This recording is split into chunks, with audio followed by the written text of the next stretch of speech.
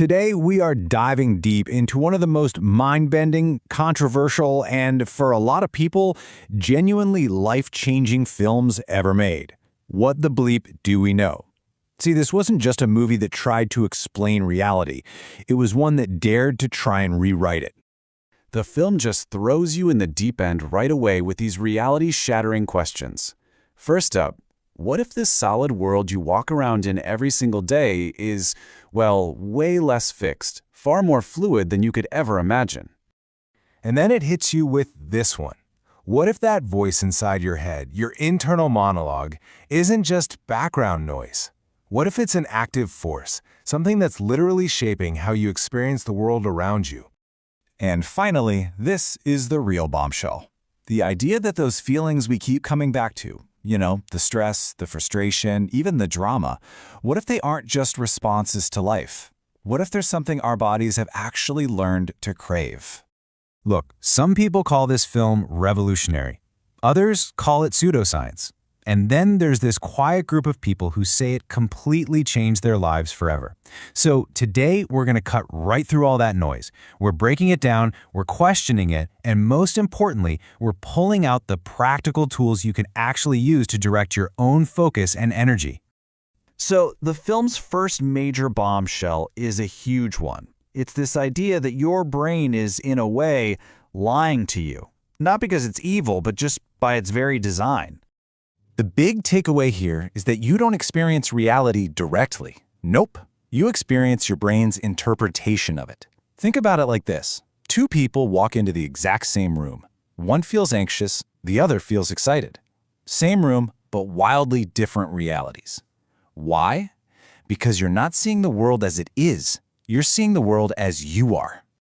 Honestly, your brain is like a super efficient Netflix editor for the movie of your life. It gets this massive flood of information from your senses and immediately starts cutting, filtering, and even adding its own subtitles based on everything you've ever experienced. And sometimes, it just straight up makes stuff up to fill in the gaps. Your brain is basically that one friend who's always like, "Trust me, bro, I know what's going on," and then guides you based on its own hidden biases. And this brings us to the real problem that the film is trying to get at. Most of us are living on autopilot, completely driven by patterns we don't even know exist. So here's where we get to this powerful concept of emotional addiction. The movie suggests that your body can get chemically hooked on certain emotions. And yeah, that includes the negative ones, like stress or anxiety. Your cells just get so used to that specific chemical cocktail that your neural pathways get stronger, and they literally start to crave it, just like any other addiction. And the results of that craving? Well, you unconsciously start recreating situations to get your emotional fix. This is the reason why you might feel stuck, or why you keep repeating the same mistakes, or attracting the same kinds of relationships. It's not that life is out to get you. It's that your body is running an old, familiar program that loves to be predictable, even if predictable is painful. But here's the thing. This idea isn't new. Not at all. The movie might wrap it up in a scientific costume, but ancient wisdom has been talking about this for centuries. In the Hindu philosophy of Vedanta, the world is described as Maya, an illusion shaped by the mind. In Buddhism, suffering comes from our perception of reality, not reality itself, and the Stoics just nailed it with this quote, "It's our judgment about things, not the things themselves, that truly messes with us." Okay, so if our perception really is that powerful, does that mean we're actually creating reality? Let's unpack that claim, because it's a pretty controversial one.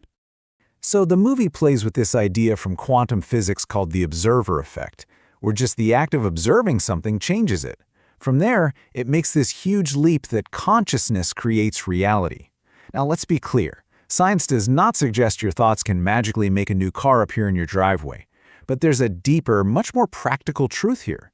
It's a feedback loop. Your perception influences your actions then shape your outcomes, and those outcomes reinforce your original perception.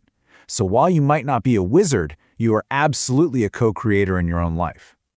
So the real question is, how do you break free from that autopilot and start becoming a more conscious co-creator? Well, when you combine the film's ideas with some real science, you get a pretty practical system. All right, here it is, your 5-step reality upgrade. Step 1, is awareness training. This is not about controlling your thoughts. It's just about observing them, without judgment, just noticing. That simple act of noticing is what starts to break the unconscious loop.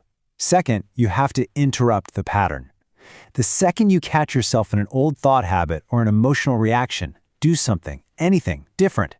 Take one deep breath, change your posture, look at something else in the room. These are like little glitches in the program that over time help rewire the entire system. Third, reprogram your mind. Look, your brain learns through repetition, so you have to start consciously feeding it new inputs. This is where things like visualization, intentional thinking, and positive self-talk come in. And this isn't about fake positivity, it's about giving your mind a new, conscious direction to follow. Next up is the emotional detox. This is how you break those addictions we talked about.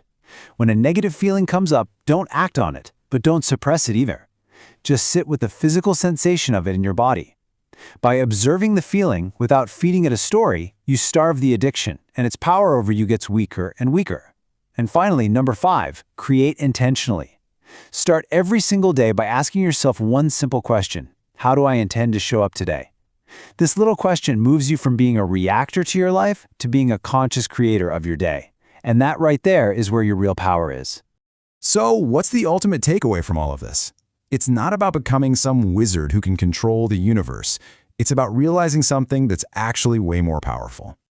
You are not a passive victim of reality. You are an active participant in it. Your thoughts, your awareness, your choices, they all matter immensely. And the moment you decide to consciously engage with them, your entire experience of life begins to shift. And that really leaves us with this final, massive shift in perspective. Once you realize reality isn't this fixed thing happening to you, but something that's being filtered through you, you can stop being a victim of your circumstances. You can stop asking, why is this happening to me? And you can start asking the most powerful question of all: what can I create from here?